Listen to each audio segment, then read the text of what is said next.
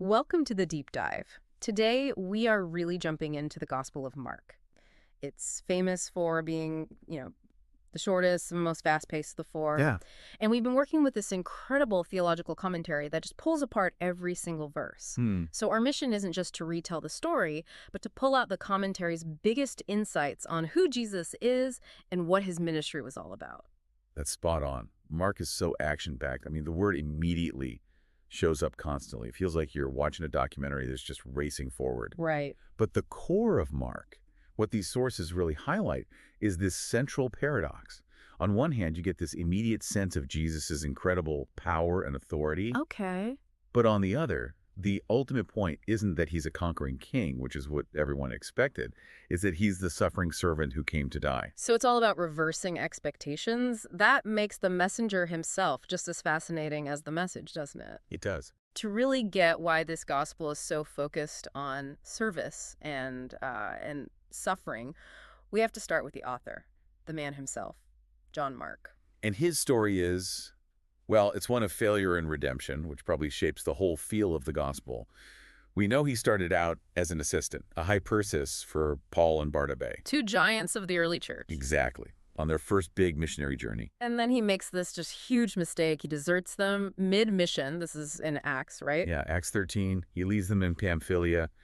And, the commentary offers a few reasons why he might have done it. Like what? Maybe it was fear. I mean, they were heading into some really rugged territory. Or maybe just youth, inexperience.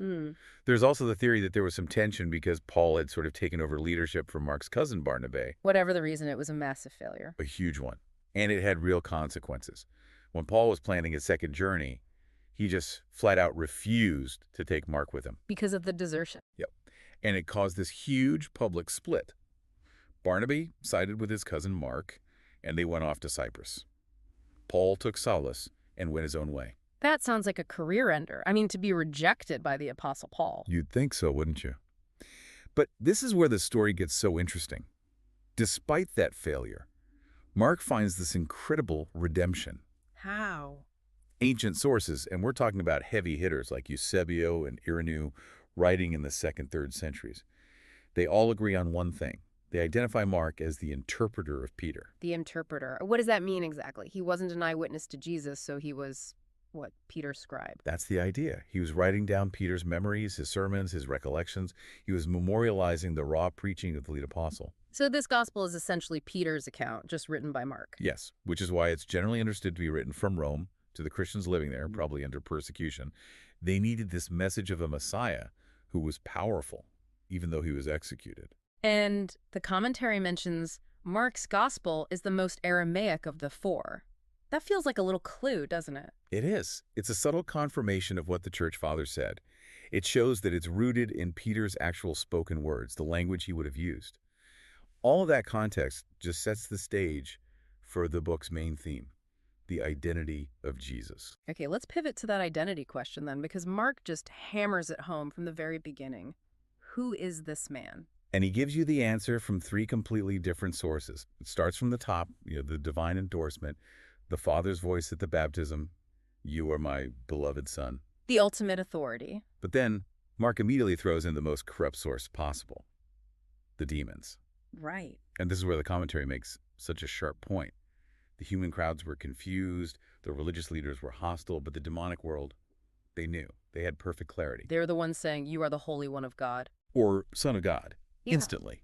And that contrast is just so striking. The powers of darkness see the truth, while the so-called keepers of the law are completely blind. And what does Jesus do? He silences them. This is amazing. He does not accept their testimony, even though it's true. Why not? Because the purity of his message can't be associated with a corrupt source. He doesn't need their help. He alone defines who he is. Which brings us to that third confession, the human one. And it's the most dramatic. The Roman centurion, the guy in charge of the execution squad. At the foot of the cross, he looks up and says, "Truly, this man was the Son of God." If you're writing to Romans who are afraid of Roman power, having a Roman officer be the first human to really get it, that's incredibly powerful. It shifts everything. It's not about military might. It's about redemptive suffering. And that gets us to what the commentary calls the servant paradox. This is the core of Mark, isn't it? The Son of God comes not as a king, but as a servant. Exactly. Not to conquer with the sword, but to serve, to heal, and ultimately to die. Mark shows us that Jesus' path to authority goes straight through humility and suffering. That's probably connected to what some theologians call the messianic secret, right? Where Jesus keeps telling people not to talk about who he is. Yes, why the secrecy? The commentary argues it's because everyone had the wrong idea of what Messiah meant. They were expecting a military liberator. So if he let the news of his miracles spread, they'd try to make him king for all the wrong reasons. Exactly. His real identity as the servant king could only be understood after the cross. The death is what clarifies the mission. And this authority he has is it's totally unique. When he teaches, it's not like the scribes. No, the scribes always had to cite their sources. As Rabbi so-and-so taught. They were just passing on tradition. But Jesus... Jesus was the source. He just says, I, however, say to you. It must have been shocking for people to hear. He wasn't just another link in the chain. He was claiming to be the origin of truth. And that authority wasn't just in his teaching. It was over the spiritual world. When he casts out demons, there are no rituals, no formulas. Nothing. Jewish exorcists at the time had all these elaborate rituals. Jesus just uses a naked order, a direct command. It shows his power is inherent, not borrowed. So if that's the message, then the call to follow him has to be just as radical. It is. The call to discipleship in Mark is immediate. It's urgent, and it demands you give up everything. Work, family, your own self. It's a definitive choice. It's final. And notice the sequence. When he says, I will make you fishers of men, the key is that following him comes before the work. He prepares them first. And they needed that preparation because the conflict with the religious leaders, the Pharisees and scribes, was just constant. Oh, they were always there, not to listen, but to find fault. They were like spiritual detectives, just looking for a reason to accuse him. And their biggest issue was always his view of the rules, like healing on the Sabbath. They were furious about that. They valued the ritual over a person's life. Rules over people. Exactly. And Jesus just cuts right through it. The Sabbath was made for man, not man for the Sabbath. The commentary calls it the religion of life versus the religion of death. A religion of life serves God and people. A religion of death is just slavery to rules. Precisely. And he takes it even further when he talks about what truly makes a person unclean. The Pharisees were obsessed with external things like washing your hands before you eat. Right. Ritual purity. And Jesus just dismantles that whole system. He says contamination doesn't come from the outside. It comes from within, from the heart. He lists those 12 evils: wickedness, envy, pride. Yeah, he's saying you can wash your hands all day long, but if your heart is full of envy, you're not pure. The internal reality is what matters. Which sets up that ultimate test case, the story of the rich young ruler. It really gets to the price of it all. It does. And notice the choice is conditional. If anyone wants to follow me, it's an invitation, not a command. But the price of admission is high. Take up your cross. Which, to a Roman audience, is a brutal image. It means death. Death to your own ambitions, your own pleasures. And the commentary doesn't soften the punchline of that story. It asks that huge existential question. What good is it to gain the whole world, all the power, all the money, and lose your soul? It's presenting the salvation of the soul as this priceless thing, worth more than everything else combined. Absolutely. The stakes are eternal. Money can't buy you that. So let's talk about the practical side, the ministry principles Jesus models. The commentary points out his absolute priority of prayer. It's stunning, isn't it? He would sacrifice sleep. He'd step away from huge, demanding crowds just to be alone with the Father. He prayed all night before choosing the 12 apostles. Yeah. The principle is crystal clear. Intimacy with God comes before the work of ministry. If Jesus needed it, how much more do we? And that intimacy seemed to shape his priorities. The crowds wanted miracles, they wanted healing, but Jesus was focused on preaching. Preaching was central. He refused to let the popular demand for quick fixes change his mission. His ministry was for the ears, the preaching, and for the eyes, the miracles. Word and deed always linked. And it seems he wasn't all that impressed by big crowds. The parable of the sower explains why, right? It does. It's a pretty sobering reality check. Only a fraction, the good soil, maybe a quarter of the people, will actually produce fruit. And the others? They're hardened, or they're superficial with no roots, or they just get choked out by the worries of the world.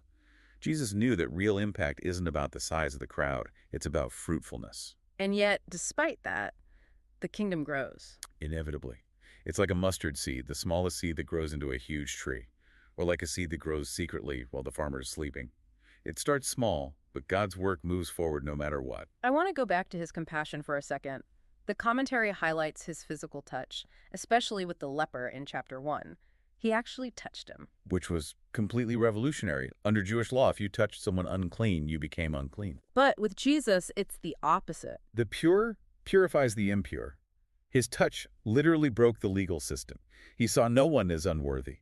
Not the leper, not the blind man, nobody. And finally, there's that idea of ingenious persistence. The 4 guys with the paralytic. Right, they had every obstacle. The man's weight, the huge crowd, the door was blocked. So they go up on the roof. They literally tear a hole in the roof. It's such a powerful lesson. If the normal path is blocked, you find another way. You get creative, you persist to bring people to Jesus. Wow. What an incredible deep dive. We've gone from Mark's own story of failure and redemption to this powerful portrait of Jesus as the servant king, with this radical call on our lives. And when you look at the big picture of that transformation, I mean, think about the men Jesus chose. They were flawed. They were opposed to each other. Peter the loudmouth, Thomas the doubter, Matthew the tax collector, and Simon the zealot, a collaborator and a revolutionary. They should have hated each other. And yet Jesus unified them into a group that would go on to change the world. It's a testament to his power to use limited, broken people. Which brings us to a really challenging final thought from the commentary. It connects Mark's early rebellion to our own lives. Remember the man Jesus healed from leprosy, the one he commanded to be silent. Yes, in chapter 1. He was so full of joy that he immediately disobeyed. Jesus told him to be quiet, and he went and told everyone. He was commanded to be silent, and he spoke. Exactly. So here's the question for you, for all of us. Today, Jesus, the source of all authority, commands us to speak, to share this good news, and so often we are the ones who are silent. So what area of your life where Jesus has commanded you to speak are you currently rebelling in silence? That's the challenge Mark leaves us with.